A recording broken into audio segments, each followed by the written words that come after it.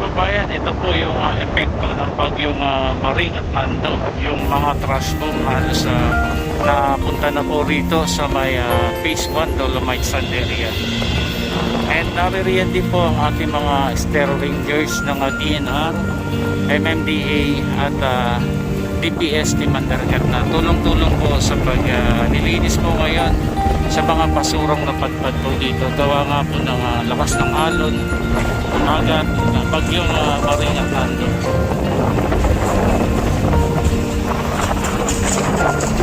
So wash in ang nangyayari, pumapasok sa papaloob itong mga Dolomite pebbles. Ilang bagay na rin naman ang dito. At ganito lang po palagi yung nangyayari, pumapasok sa loob itong mga Dolomite pebbles na tinatapos. Ito lang yung wash out na nangyayari. So mamaya po bababa makikita po natin ang malapitan itong Phase 1 Dolomite Sand. Once again mga kababayan, dito na tayo sa loob Phase 1 Dolomite Sand area. Ayan sila sir. Good morning po. Ayan.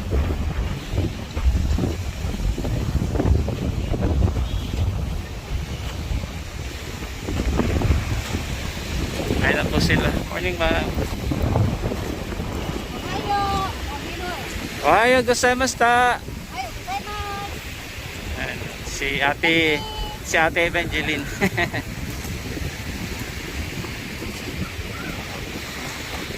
Ito po ang epekto ng bagyong Maring at Nando. Maring no, yung trash bomb na punta dito sa loob.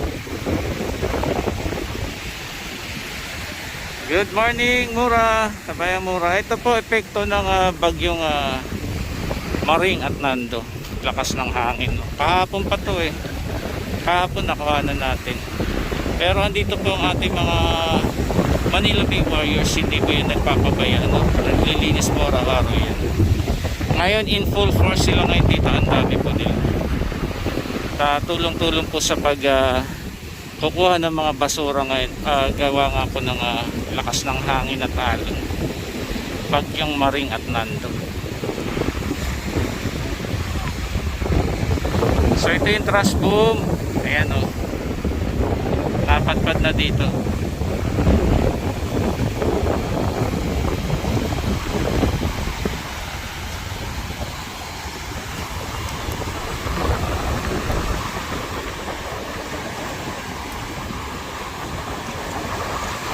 So yung ilalim po kasi nitong Dolomites meron po kasi nakalagay na diyan textile.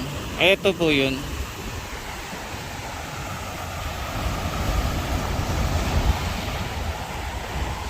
Ito yung geotextile fabric.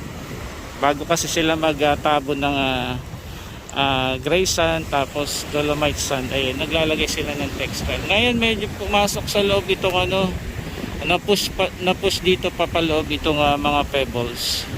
Pero naririyan po yan ng ating mga Manila Bay Warriors. Sa kapag ganyan nangyayari, siguro baka bukas din po pag malinis na to, i-bulldozer to ulit, ayusin ulit para maipantay sa tamang sukat.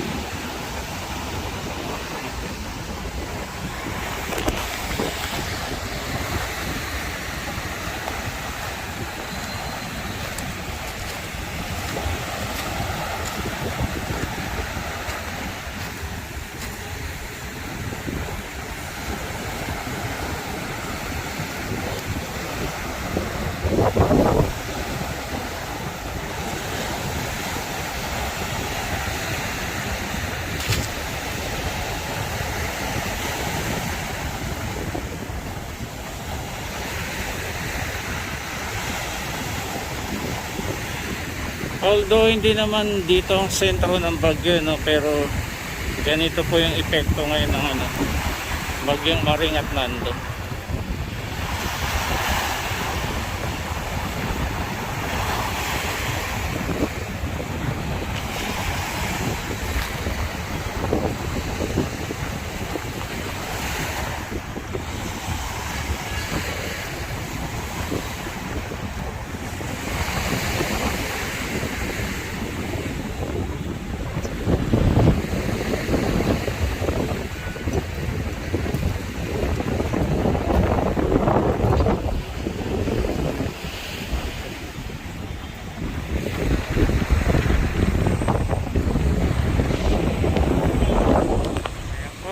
in full force po sila ngayon dito, tulong-tulong po sa paglilinis ngayon ng mga basura, headed by DNR, NCR, Estero Rangers, DNR, at katulong din po yung MMDA at DPS Team Mandaragat.